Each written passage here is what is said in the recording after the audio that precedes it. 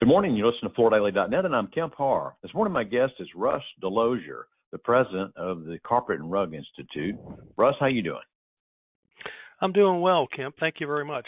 I saw you at NeoCon. Just to mention, we're going to talk about this new California proposed legislation called AB 863. The CRI has openly opposed this bill. We'll get into why. But before we get to that, you're celebrating an anniversary, I think, in the next day or so. In this role, you just took it a year ago. And I also like to point out that you have focused, prior to taking this president's role, you focused as a vital leader in CRI's Extended Producer Responsibility panel. So you know a lot about EPR and how to handle recycling. But let's first talk about the business of carpet. We did our May issue. It's been out now for a couple of months, and we pointed out in the May issue that sales overall in flooring in 23 versus 22 were down 10.6%, and carpet was down 9.3%. So it lost less share, which is good news. First time in several years that's happened. I think maybe 20 years that's happened. You're still the leading category from a revenue perspective at $7.8 billion, resilient just barely under that at 7.5. So business was less worse for carpet last year, right? Well, yeah, I've never quite heard it described that way, less worse. But we are certainly very proud of the carpet industry's performance.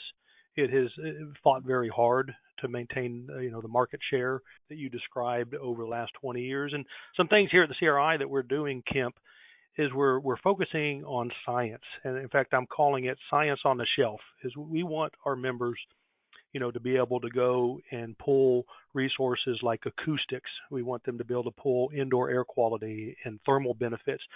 All the elements that make soft floor covering provide such an advantage to the consumer. And so that's what we're in the process of doing. So we are pleased with those numbers, but it certainly means that the entire segment of flooring certainly constantly has its challenges ahead of us, and that's what we're attempting to do with this, what I'm calling science on the shelf. Now let's move to this topic of the California proposed legislation of AB 863. Tell us why you're publicly opposing this bill.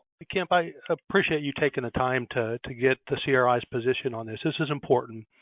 And I would say, as the bill is written, we certainly are opposing it, but we are for things as well, and that's important to know. So we're going to first let me talk about the things we're for. The carpet industry is for recycling. We have been supporting what used to be called 2398, or the California carpet recycling legislation, and all the various legislations after that, and have done a tremendous job. We've increased the recycling rates in California from 4% to 42% just in the first quarter of this year. And that's just an amazing progress in the last 13 years. So we're very much for that. What we're opposed to in this present state of 863 is just a tremendous upheaval that's caused by completely changing the program. In fact, Kemp, I don't think there could be a better example, and I do want your listeners and your readers to understand this, of throwing the baby away with the bathwater. There could not be a better example of that. And here's why. The program is successful. The program is working. The program is showing continuous improvement year over year. And we're doing that even despite the headwinds that EPR causes. So one of the reasons why the industry is challenged with EPR is we do see, you mentioned earlier in this interview about the sales decrease. We have certainly seen in our industry a greater decrease in California than in other areas of the country. And so there is certainly a connectivity when a consumer sees carpet as kind of a, quote, a challenging thing to have and has to have a recycling law. So that's part of why we oppose it. But the main reason is it changes it to where it's no longer transparent.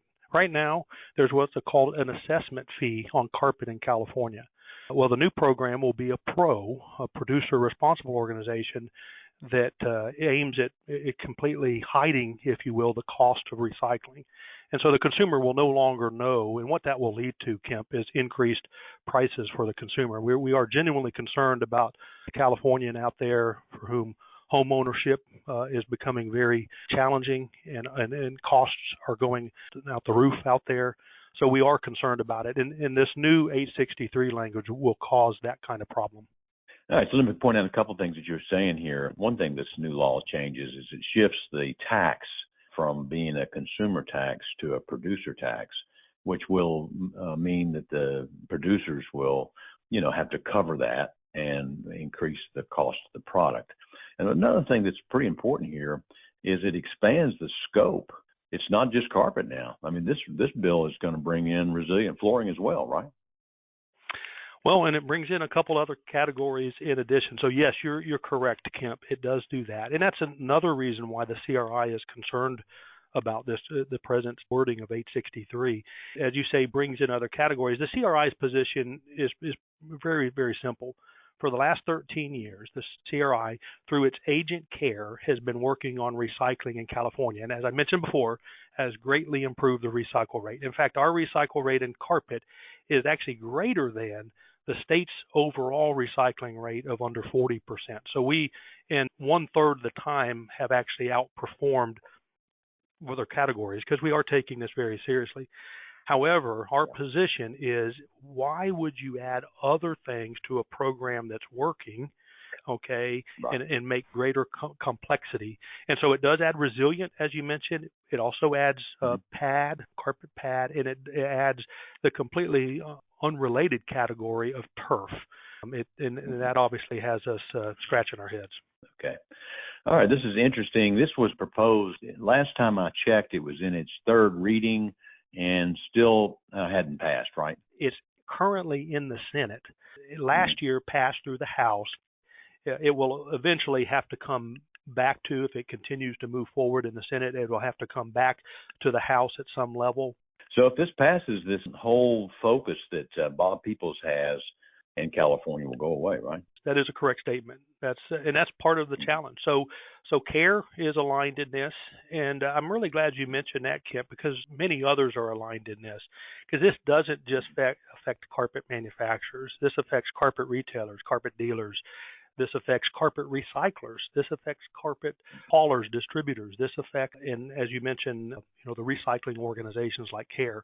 It really is an example of trying to throw away the baby with the bathwater. And it boils down to this. There have been misinformation spoken about CARE and its underperformance over time that just is not true in reality.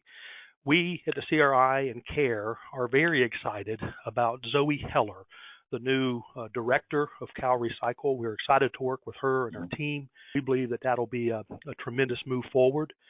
The proponents of this bill, those who are supporting it, those who are promoting it, have come out in a Plastic News and said this, and this is a very threatening comment: beware, we're coming for you. Beware, we're coming for you. That's the mindset that exists over there, and we're trying to fight that misinformation with truth. CARE has performed very well in California, and we look forward to getting an audience with those and constantly remind them of that. We believe that this can move forward. We believe we can have discussions and work with them. We look forward, honestly, to working with Aguilar Curry's office.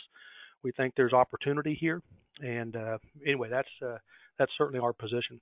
Okay, Russ. Well, I appreciate you spending time with us and helping clarify your position on this. Again, been talking to Russ DeLozier, the president of the Carpet and Rug Institute, and you've been listening to Kemp Harr and FloorDaily.net.